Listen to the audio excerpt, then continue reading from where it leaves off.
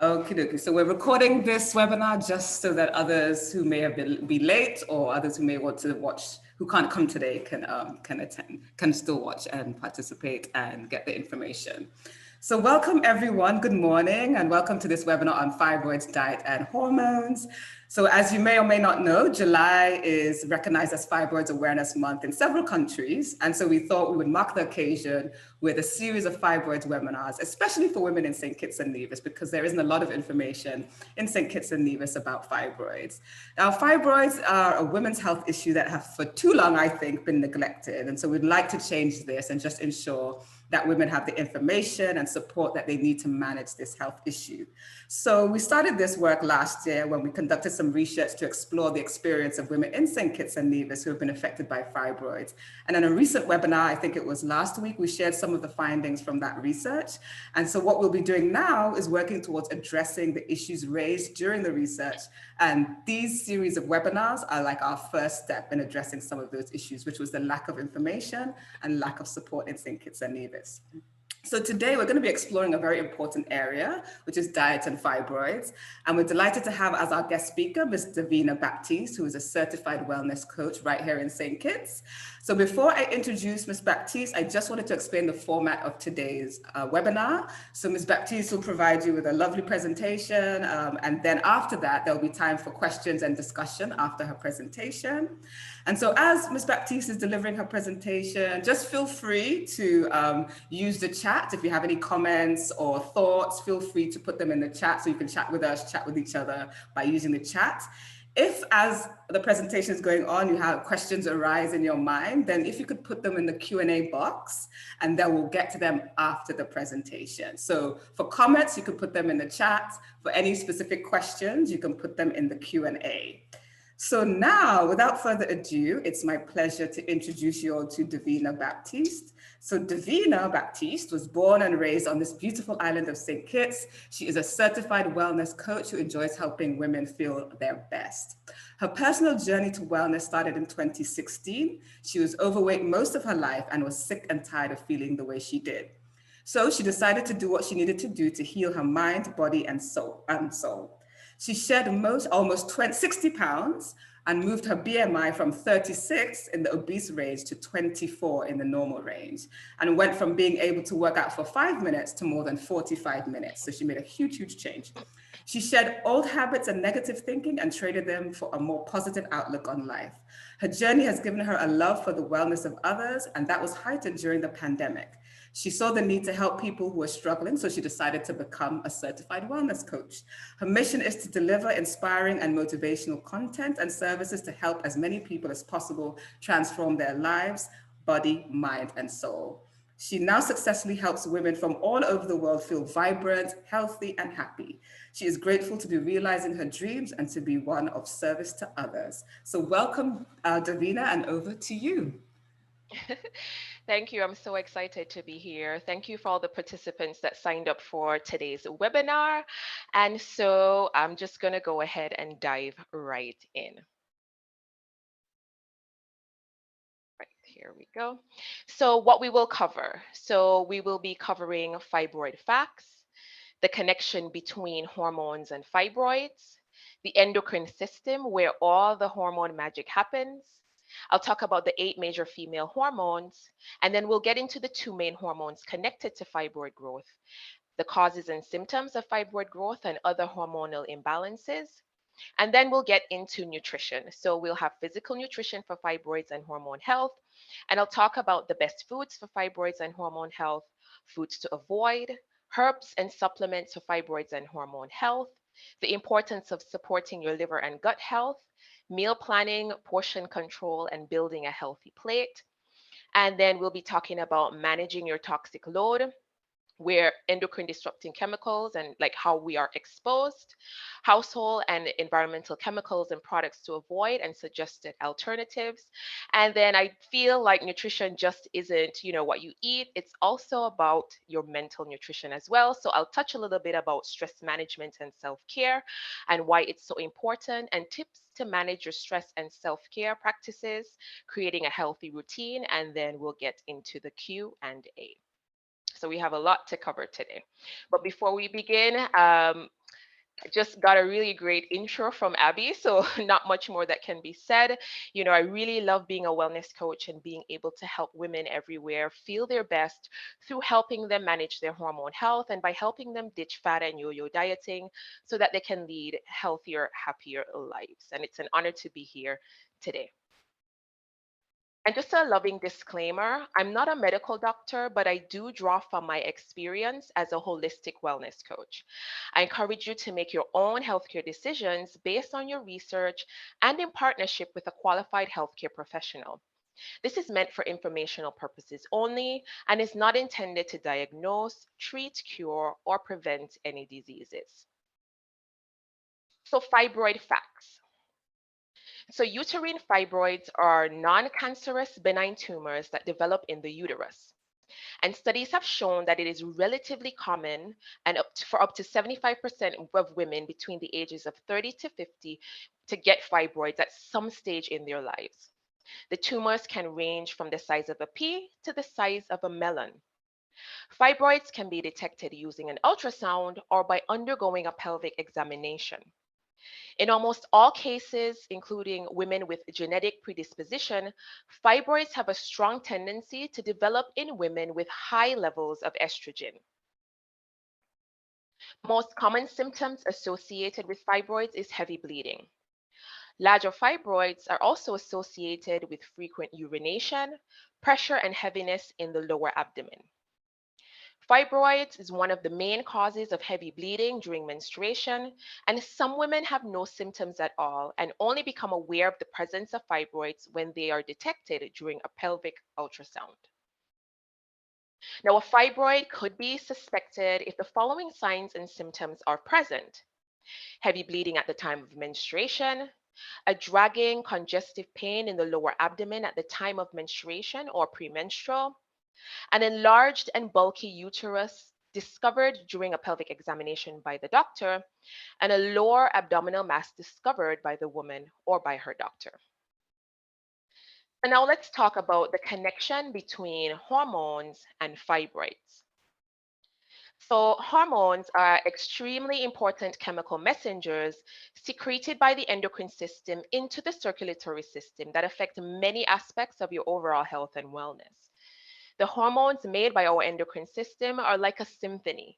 They have to play in tune for a person to be healthy. And when there's an imbalance in one hormone, unfortunately, the others tend to follow suit.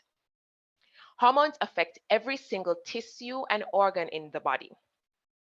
They impact everything from your metabolism, your sleep, mood, gut function, muscle growth and recovery, bone health, and even brain function. When hormones get out of whack, there can be far reaching consequences in terms of symptoms and effects. Understanding the role and the proper function of hormones will provide you with the context of what's going on when there's an imbalance. The two hormones involved in fibroid growth are estrogen and progesterone, but we'll look at these more in depth later in the presentation. So now let's look at the endocrine system. So this is what the endocrine system is. It's made up of a series of glands. So we have the hypothalamus, the pituitary gland, the pineal gland, the thyroid and parathyroid glands, the pancreas, adrenals, placenta during pregnancy, the thymus, the ovaries in females, and testicles in males. So let's talk about the purpose of the endocrine system.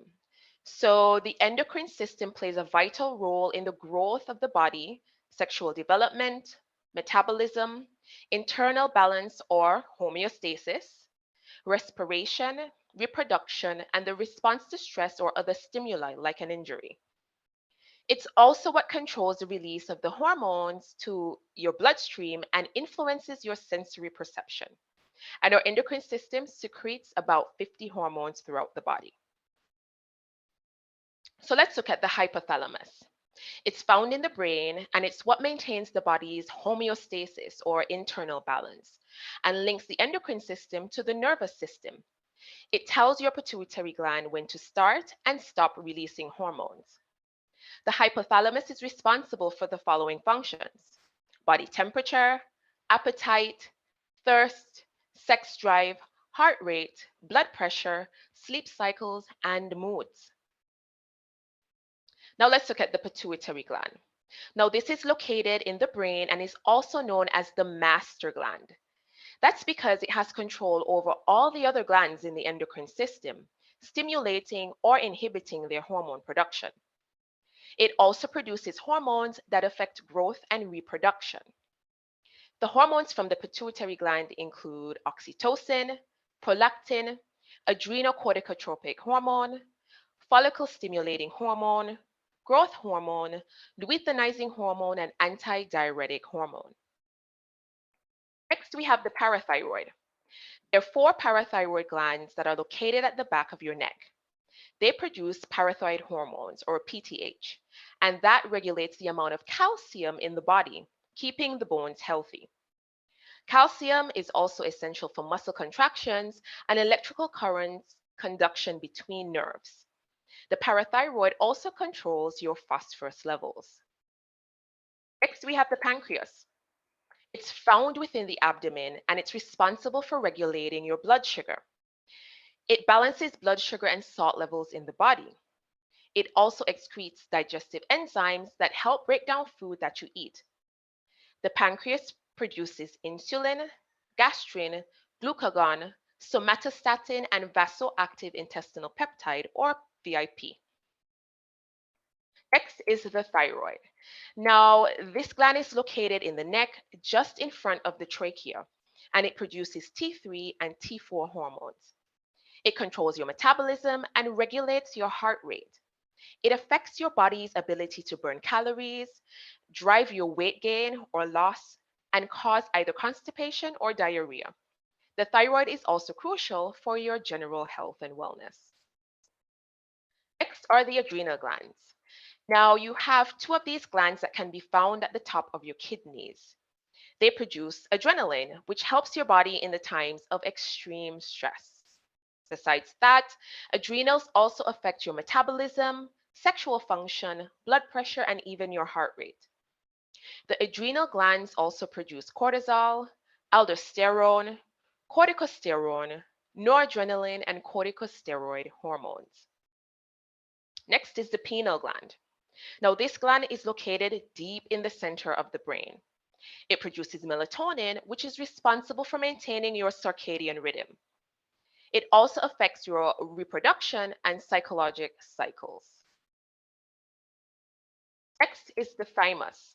Now, the thymus gland is located between your lungs, just behind your sternum, but it begins to shrink and atrophy after puberty. It's crucial to a child's development and immune system because it produces thymosin hormones and white blood cells called T lymphocytes. So to summarize, your endocrine system is an essential network of glands in the body. These glands produce hormones that are crucial for the body to function properly. These hormones control various processes in the body, from your mood to your digestion to reproduction and immune response. So when this system is disrupted, it causes hormonal imbalances, including fibroid growth. Before we get into those two hormones, let's look at the 8 major female hormones because I truly believe in full education. So you get a full picture of all the different hormones and what's going on in your body. So first, let's look at estrogen. So you can think of estrogen as the hormone of femininity because it's responsible for the physical features that we associate with being female. Men have estrogen too, but ideally in much smaller amounts than women. Estrogen plays a role in regulating cholesterol levels, and it also plays a role in regulating the urinary tract, the heart and blood vessels, bones, breast health, skin, hair, mucous membranes, and pelvic muscles, and even plays a role in brain health and function. Next is progesterone. Now, this is the keep calm and carry on hormone because it has the ability to soothe the nervous system. Progesterone is best known for its role in preparing the endometrium, which is the lining of the uterus, for the potential of pregnancy after ovulation. It's what triggers the endometrial lining to thicken to house a fertilized egg.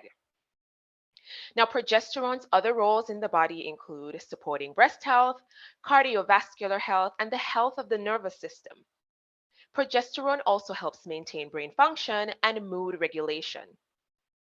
It plays a role in easing anxiety, facilitating memory, promoting healthy sleep, and relaxation. Next is cortisol. Now, cortisol is the body's main stress hormone. It is released from the adrenal glands at any sign of stress, whether it's physical, emotional, or even mental. Now, you can think of it as the alpha hormone because we literally need it for survival. Cortisol's role in the body includes mobilizing energy from storage sites in the body for immediate use, reducing inflammation and allergies, preventing the loss of sodium in urine to help maintain blood volume and blood pressure, and maintain mood and emotional stability. Next is the thyroid. Now, the thyroid gland produces two main hormones. We can refer to them simply as T3 and T4. Now, T3 is the active form of the thyroid hormone T4.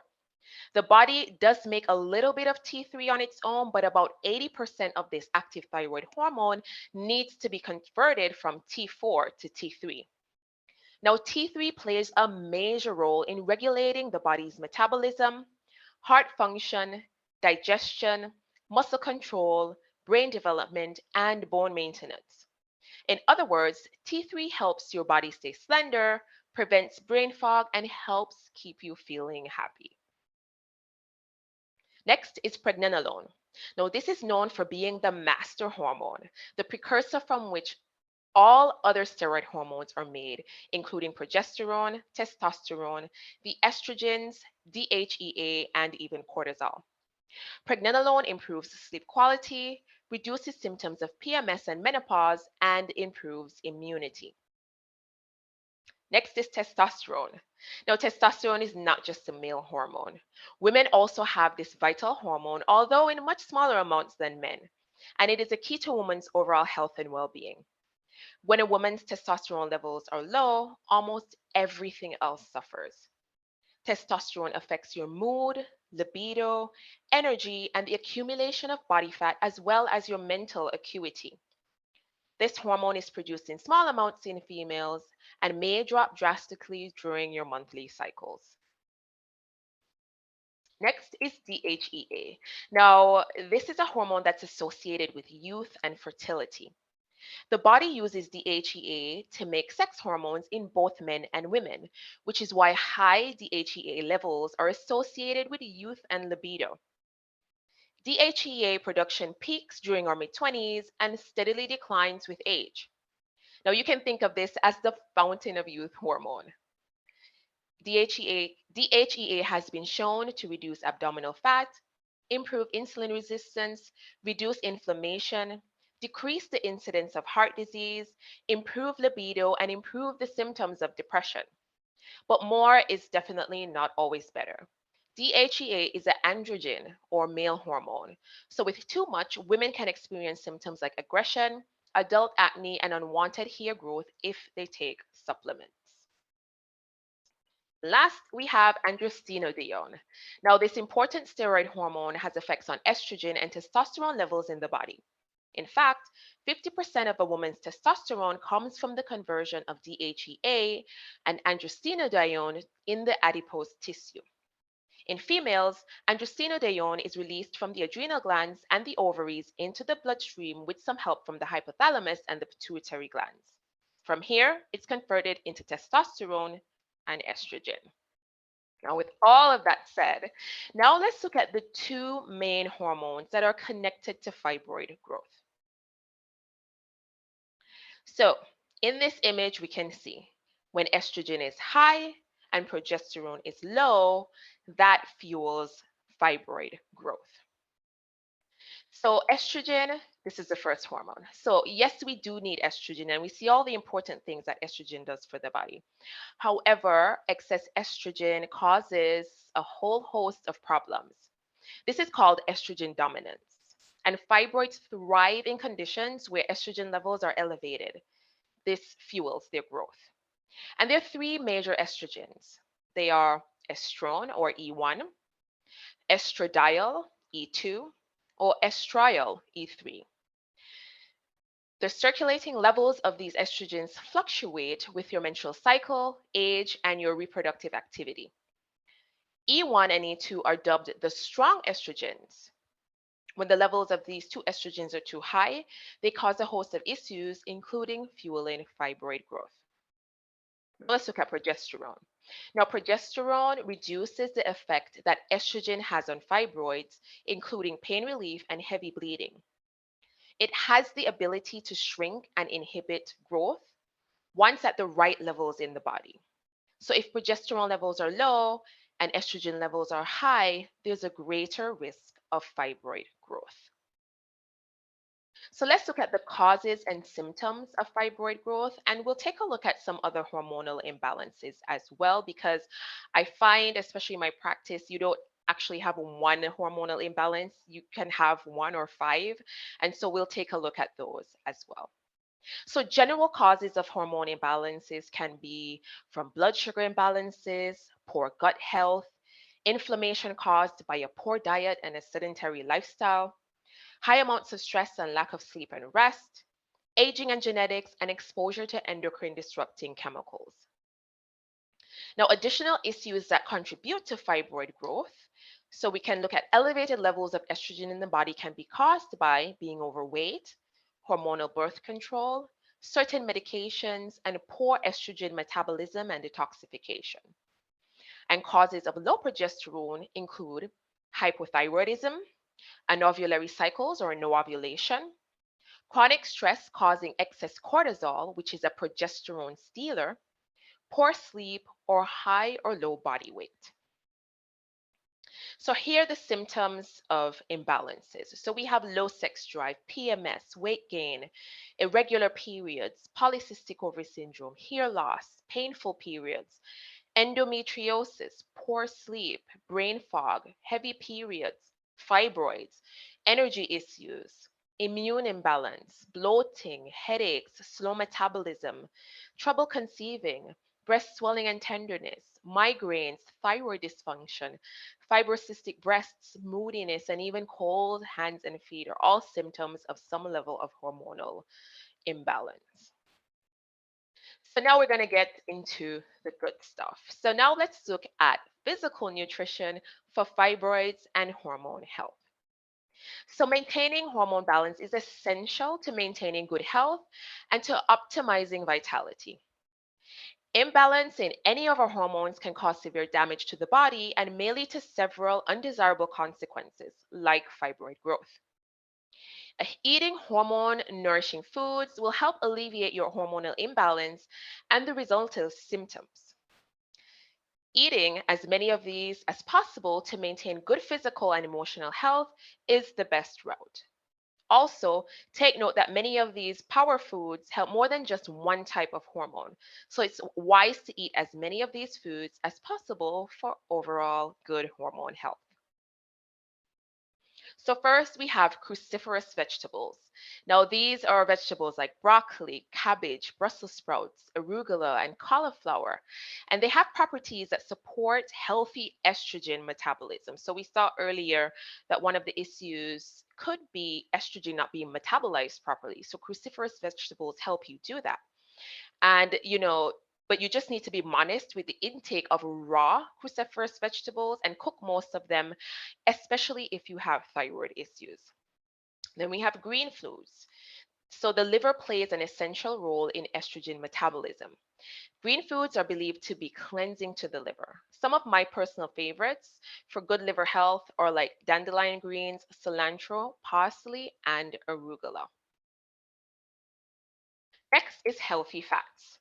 So healthy fat is essential for hormone production. Add healthy fats like coconut oil, olive oil, hemp seed oil, and avocado oil to your daily diet in small amounts, of course. You can also add avocados, salmon, and olives, as these are all good sources of healthy fats. Next is organic fruits and vegetables. If you want to regulate your hormones, it's essential that you eat as organic as possible. Many of the pesticides and herbicides sprayed on our food supply are known endocrine disrupting chemicals that affect the female reproductive system. And I'll provide a list of that along with everything else at the end. And then we have prebiotics. So prebiotics cultivate good bacteria in the gut.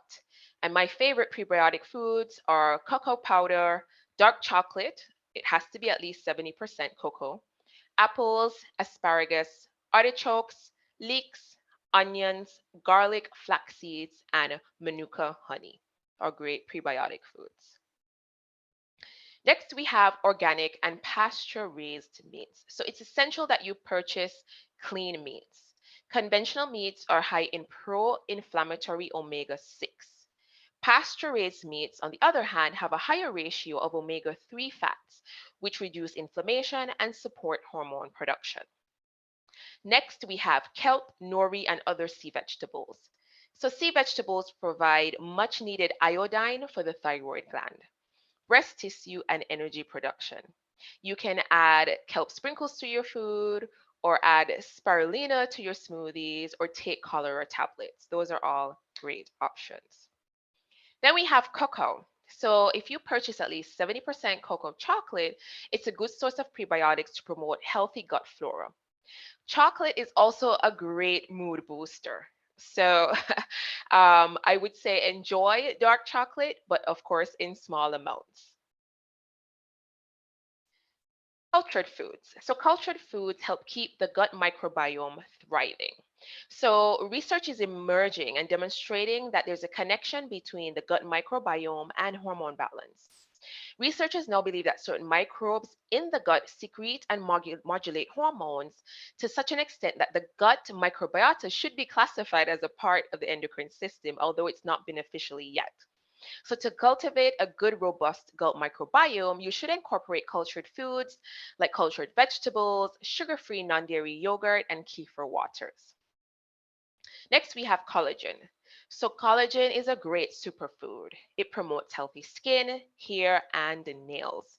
It's also a good source of protein and makes a great substitute for protein powders that have ingredients that can inhibit sex hormones like testosterone and estrogen. Next, we have whole grains.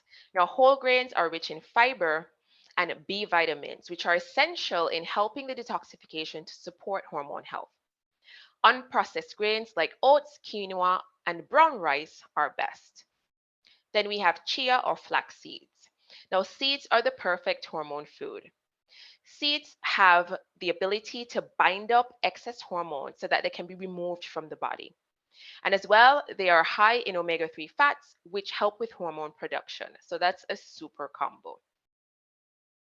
So here I just created like a quick snapshot list of the best foods for hormone health.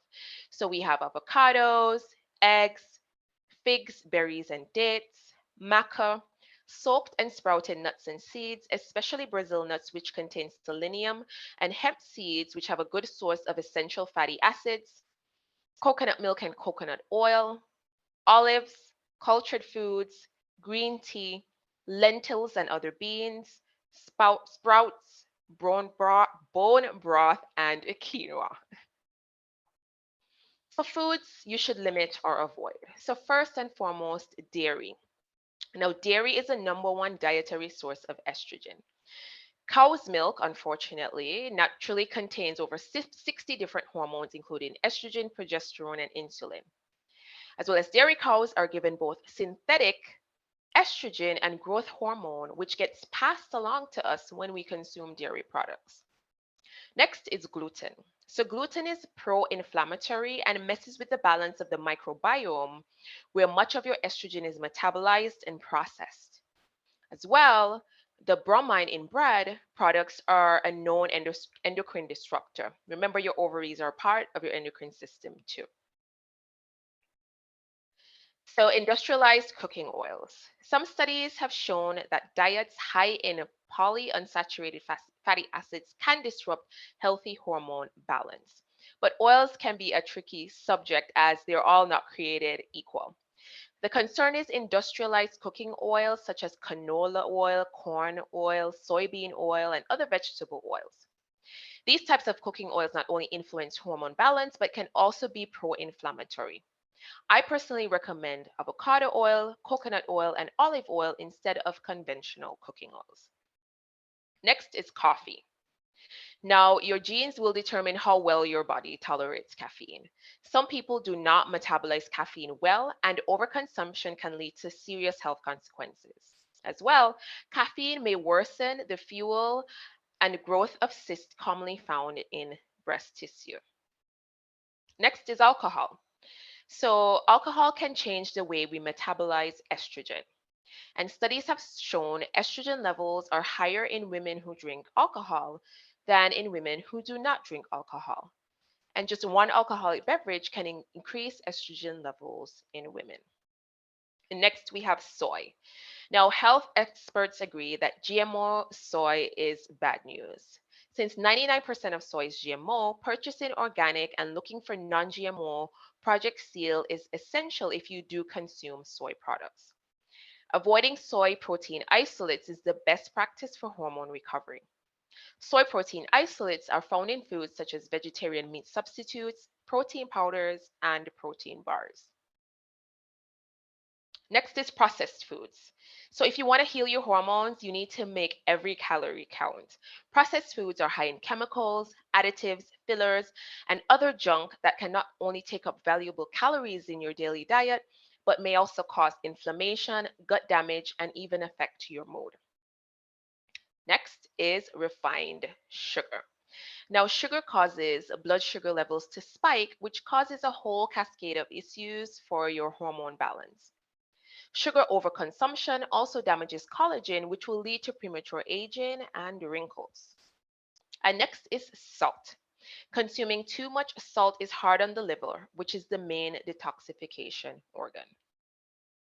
So now here's a list, just a snapshot of foods to avoid. So overly processed food, fast foods, refined sugar, dairy, gluten, and soy, industrialized cooking oil like canola, soy, peanut, corn, and grapeseed, caffeine and highly caffeinated beverages, alcohol, and foods with lots of chemicals. So those prepackaged foods with the labels, with the long lists of things that you're having a hard time to pronounce, I would say those are good to reduce or avoid altogether. So now let's look at herbs and supplements for fibroids and hormone health. So we have chasteberry vitex, and this improves overall hormonal balance and it boosts progesterone disruption. Next, we have camp bark for cramping and regulating blood flow. We have wild yam and cinnamon for blood flow issues. Passion flower, which lowers the level of one of the strong estrogens. Red raspberry leaf for your blood flow issues, and it affects estrogen metabolism as well. Garlic, which limits the flow of blood to fibroids, thus kind of starving them. Yarrow and echinacea that relaxes the uterus. Dandelion and milk thistle, they support the liver health and liver detoxification that helps remove excess estrogen. And then we have ginger for inflammation and pain management, and ashwagandha and maca, which are adaptogens that help your body's stress response, which in the long run helps with your hormone balance. So then some other supplements. So I would say look for high potency daily multivitamin that includes vitamin A, C, D, E, and K, iodine, magnesium, calcium, B vitamins, copper and iron, and choline. And add a probiotic for your gut health as well as omega-3 fatty acids. Just a note of caution, be sure to talk to your doctor before beginning a herb and supplement regimen, and don't try taking everything mentioned here. If you want to start trying out herbal remedies, start by incorporating a few things to start to see what works for you. And it could be a process of trial and error. Just to insert a personal note, so I use some of these for my personal issue. I don't have fibroids, but I used to have really painful periods, and it took me a little while to figure out what was the perfect regimen for me. So it does take time and trial and error, especially when using a natural approach. And I would also say be very patient, as natural remedies take time and consistency to work. So, you can't begin taking a herb regimen, for a week and begin to see drastic results. It usually takes anywhere from 3 to 6 months to really see and feel the difference. So I'm just asking you that if you do take this route, to exercise some patience and just to be consistent. So let's talk about the importance of supporting your liver and your gut. So the gut microbiome is a community of microbes that live in your gut. So the hormone gut microbiome connection is the most overlooked aspect of hormone health. Without a healthy gut, you won't get far with hormone healing. And restoring balance to your gut may be the single most important thing you can do to get your hormones back on track. The gut microbiome is now considered part of the endocrine system. It's recently been discovered that the gut plays a crucial role in the production and modulation of hormones, and not just your sex hormones. So here's some quick facts about the hormone-gut connection. So the microbiome produces and modulates all three estrogens your body uses. The microbiome helps detoxify bad estrogens linked to hormonal cancers. The microbiome produces progesterone, which prevents estrogen dominance. We possess all the strains of microbiomes we need for hormone production and regulations, but we must allow these strains to flourish. Just one round of broad spectrum antibiotics knocks down your gut microbiome by 90%, unfortunately. And when the bad gut microbes run the show, hormone production and balance is disrupted. So essentially, a healthy gut microbiome is essential for hormone balance. So eating cultured foods and drinks like coconut and almond yogurt, coconut kefir, cultured vegetables, kombucha, along with taking a probiotic are very beneficial to improving your health of your microbiome. So let's talk about the liver now. So supporting the liver detoxification process. Now, estrogen dominance is a prevalent hormonal imbalance in industrialized nations and is associated with premenstrual syndrome, endometriosis, polycystic ovary syndrome, cystic breast disease, fibroids, and breast cancer in women. But the good news is that hormone balancing can be assisted with detoxification, which is beneficial for clearing excess estrogen from the system. The focus should be on the liver, as the liver is the primary site of estrogen metabolism. So in the liver, estrogen is eliminated through two phases.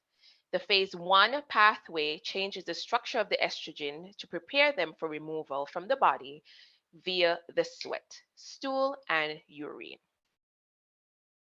So to support phase 1 liver detoxification, reduce alcohol consumption to protect your liver and consider replacing your coffee with green tea, which is loaded with antioxidants.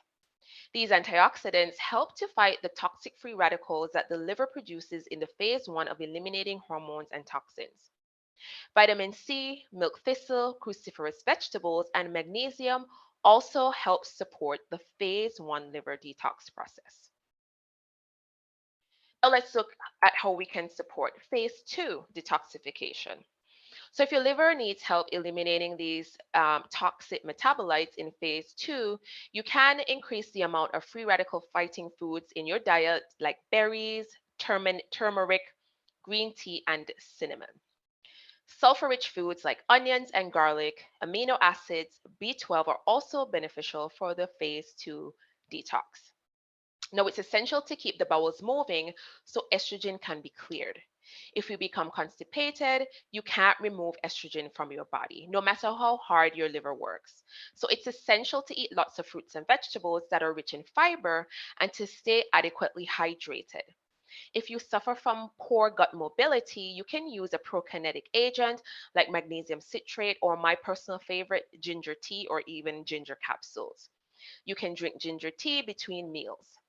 If prokinetics don't help, investigate if there are imbalances of bacteria in the gut or if there are any food intolerances. So you would see your doctor if you're having issues. So let's look at 5 ways to help your liver. So reduce your toxic load by eating organic and ditching or reducing the use of toxic beauty care products. Opt for using environmentally safe cleaning products in your home and drinking purified water as much as you're able to. Stay hydrated by drinking half your body weight in ounces in water each day. So if you weigh 150 pounds, this would be 75 ounces of water per day. You can power up your daily water intake by adding lemon, probiotic powders, vitamin C powders, or other vitamin boosters to your water. Next, take a probiotic supplement daily, as well as use prokinetic agents like ginger tea to keep the bowels moving, and avoid trans fats. Watch out for donuts, baked goods, chips, and other fried foods. Use only healthy fats such as coconut, olive, or avocado oil, or even ghee if you like. So now we're going to take a look at meal planning, portion control, and building a healthy plate.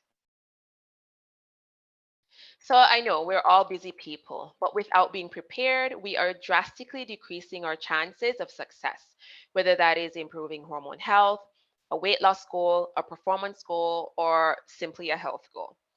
Not having time to prep our healthy meals means we are likely to reach for the fast food or the convenience store snack that is not good for our hormone health or our overall health for that matter. So here are some tips for successful meal planning. So plan by looking at your week ahead and decide which days meals you will need to prep for. Use the weekly meal planner and shopping list to plan out your meals and shopping for the week ahead. Go grocery shopping with your shopping list and don't buy anything that is not on your list. Cook your meals and prep any other ingredients necessary for the week ahead. Store your prepped meals and ingredients in the fridge until required. So this is just a snapshot of when I create a meal plan for one of my clients. This is what it would look like for, this is a 5-day meal plan. You'll be receiving a 4-day version of this with different recipes. So this is just a snapshot to show you what your week can look like if you plan ahead. So here's some guidelines to building a healthy plate. So I would recommend that you use a 9 to 10 inch plate, and 50% of the plate should be vegetables, 20% should be protein, 20% whole grains, and 10% healthy fats. And this is just a snapshot of what that should look like. Now, you'll be receiving this slide deck at the end, so don't worry about all of that. You'll have this in your hands soon enough so that you can begin building healthier plates. And then suggested portions. So vegetables, unlimited quantities. For fruit, either one individual piece of fruit like apple, pear, banana, or orange, or 1 cup of small fruits like berries or grapes, or 1 cup of chopped or cubed fruit like melon. And you can enjoy up to 2 servings per day. When it comes to whole grains, enjoy about a half cup per day. For protein, 1 palm-sized portion of high quality lean animal protein, or 1 egg or 4 egg whites, or a half of cup of bean or legumes, or 1 small handful of nuts or seeds, or 4 tablespoons of protein powder. And you can enjoy up to 3 servings per day. And then when we come to oils, enjoy 1 tablespoon at a time, and you can enjoy up to 2 servings per day. And for non-dairy milk, 1 cup, enjoy up to 2 servings per day. So let's look at managing your toxic load. So what are endocrine disrupting chemicals? You heard me mention this earlier. So endocrine disrupting chemicals are the chemicals in our environment that interfere with the production and interaction of hormones. As a result, they disrupt the balance of the entire endocrine system. One specific type of endocrine disrupting chemicals can wreak havoc directly on female hormones like estrogen, progesterone, and testosterone, are called xenoestrogens. Hormonal imbalances caused by endocrine disrupting chemicals are linked to many health problems such as cancers and autoimmune diseases. Now, how are we exposed? So, unfortunately, we're exposed through beauty care products, personal care products, makeup, and even hair color. We're exposed through household cleaning products, pesticides, and other chemicals used in and around the home. And we're also exposed, unfortunately, by the food that we're eating, especially if we eat GMO, non organic, and very processed foods. So, what do endocrine disrupting chemicals do?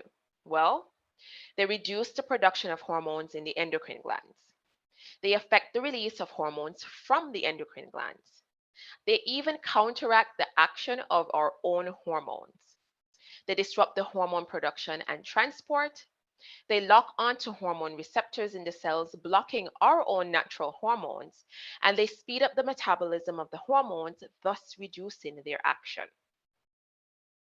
So, how to manage your toxic load? Well, use organic beauty care when possible. Use only natural household cleaners when possible. Use safe cookware such as glass, ceramic, and stainless steel. Don't drink out of plastic bottles or heat food in plastic containers. Install high quality filter to purify your drinking water and purchase organic foods whenever possible. Now let's dive a little deeper into cleaning products. So we already established that chemicals in many household cleaning products are endocrine disrupting chemicals too. However, that can be hard to avoid, especially to remain safe from COVID-19. So be sure to use protective gear like masks and gloves when handling certain chemicals when you can. And this can be pesticides, oven cleaners, mildew removers, harsh surface sprays, antibacterial sprays, air fresheners, and even dryer sheets. So, some safer cleaning products we have essential oils, vinegar, enzyme cleaners, borax, castile soap, peroxide, baking soda, salt, and lemons. But like I said, in the age of COVID-19, please do use the recommended cleaning agents. But in just your general household cleaning, just consider some of these alternatives. But if you do use the store-bought brands, be sure to protect yourself. So we talked about all the physical nutrition, but I also want to touch on mental nutrition as well, because what we think and how we feel also affects our hormone health. And I think managing stress and practicing self-care is essential. And so let's dive into that. So, emotional charge, negative internal self dialogue, and stress all wreak havoc on your hormones, like I just mentioned. And for many of us, it's easy to make the dietary changes than it is to do the inner work, unfortunately. Now, if you've been trying to heal your body, but you do not see the results, this could be the missing piece. Now, if you're serious about restoring hormone harmony, these should be daily non negotiables. So, if you want to raise your progesterone levels and alleviate estrogen dominance, you must reduce your stress. You have become desensitized, unfortunately. We have been to the word stress. I mean, we hear that every single day because we hear it so often. But the fact remains that many women are suffering from the effects of estrogen dominance because of stress.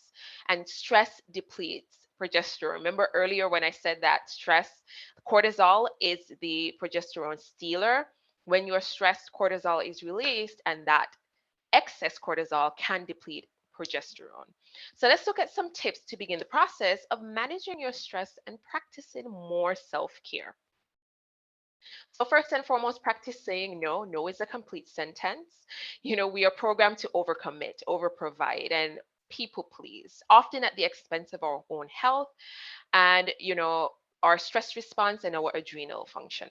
So this next week coming, I challenge you that when someone asks you to do something that you know will stress you out, practice saying no. No guilt allowed. You can take it further by creating a yes and a no list for yourself.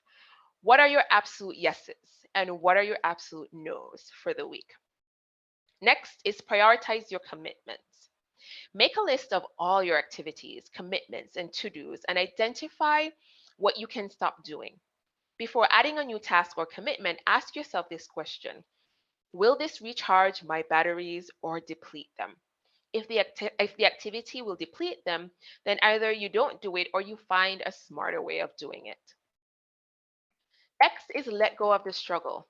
Now, we've been taught that we have to struggle to be good at something or to be successful in life, but all it does is burn you out and burn out your adrenal glands. We are unable to be resourceful when we're struggling. This coming week, start paying attention to what you're struggling with and see how it shows up for you. What is the one thing you could do this week to reduce struggle in your life? Next is laptop curfew. Reduce your light at night. Now, too much light at night actually stimulates your adrenal glands to produce more cortisol to keep you awake and energized. This prevents you from being able to wind down properly and actually get a proper night's sleep. So here's what to do. After 9 p.m., turn off as many lights in your house as you possibly can. Light a candle or use a nightlight if you like. Give yourself a laptop or cell phone or TV curfew, which means no laptops or phones or TV past 9 p.m. or in bed. That bright screen is keeping you up at night. Next is sleep.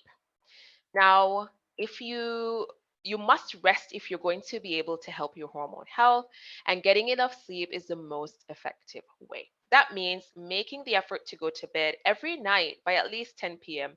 and sleeping for a minimum of 7 hours. Next is keep your friends on speed dial. We should all have at least one friend we can call when things get tough. Next is handle your stress response. Just as there are many ways to get stressed out, there are many ways to help your body relax. This can be deep breathing exercises, a yoga class, massage, meditation, prayer, taking a walk, reading a book, a grounding morning routine, time with your friends, having a dance break, journaling, or even taking a bath. All of these exercises have an incredible impact on your stress response. Next is ask for help. Get comfortable with asking for help and letting go of being perfect. People are willing to help you with things that you need help with. So ask your partner to make dinner or ask someone to do carpool with you. Delegate things in your business. Don't spend your valuable bandwidth of energy doing things you don't want to do if you can get help to do them. And consider this analogy. At the end of the day, you plug in your cell phone into the wall to recharge it. But what do you plug into? Where are you getting your energy from? And what is sucking your energy stores? Think about ways you can start to recharge your batteries or your adrenal glands.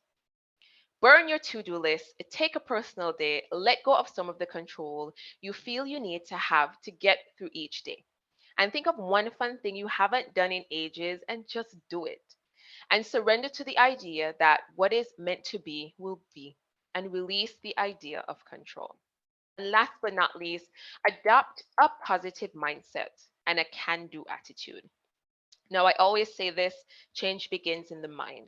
And what you think, especially about yourself and your capabilities, plays a role in whether you're successful or not. Using positive affirmations daily can help you stay inspired and keep you motivated. And removing negative self speak is also important. Now, for example, if you try a workout and you find it challenging, instead of saying, I can't do it, I'm not fit enough, say, this was tough, but I'll keep trying. And I know in time I will get fitter and stronger. It's all about reframing those negative things we tell ourselves and the limiting beliefs into positive things.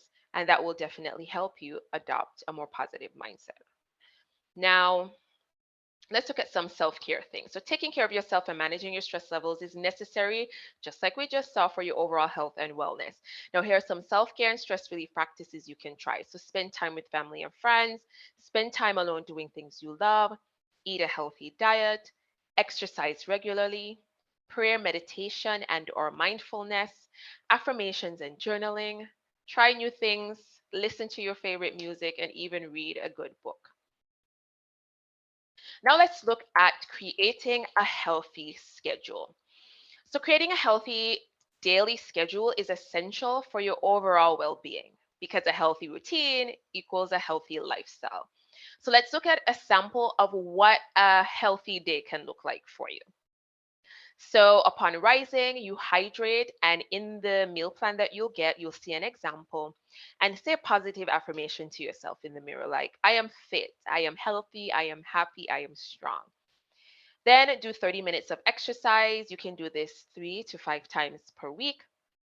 Have breakfast, have a mid morning snack, only if you're hungry, have lunch, then a mid afternoon snack, if you're hungry, and try to have dinner before 7 p.m. and try having a relaxing evening routine. And this can be journaling, meditation, taking a warm bath, having a relaxing cup of tea, doing some yoga, or even some reading. And remember, like we just covered, come off of your screens. That's your phone, your TV, and your laptop at least 1 hour before bed. And be sure that whatever you do nourishes your body, your mind, and your spirit. It's not just about what's on your plate and exercise. It's about connecting with and loving yourself at every stage.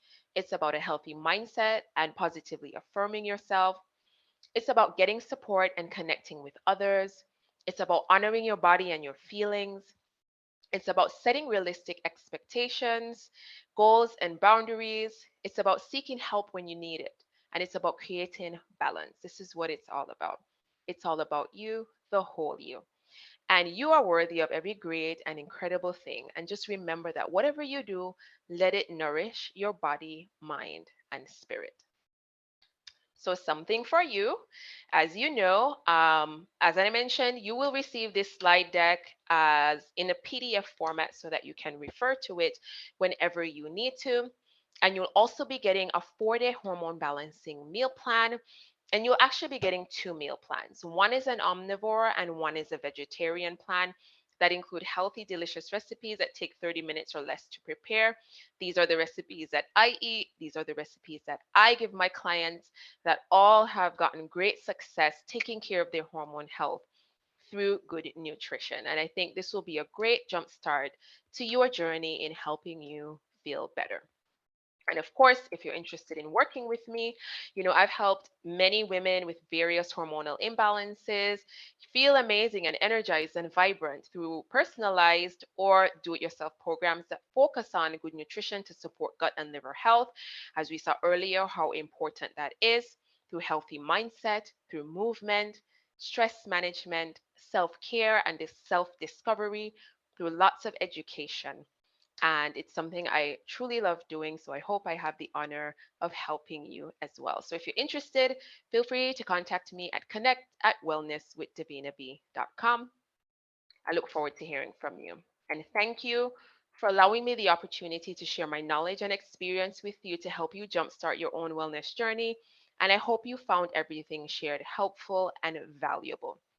And just a quick quote before we go: it's not selfish to love yourself, take care of yourself, and to make your happiness a priority. It's necessary. And that was said by Mandy Hale. And that is it for my presentation. I hope that you enjoyed it. Like I said, I hope that it was insightful.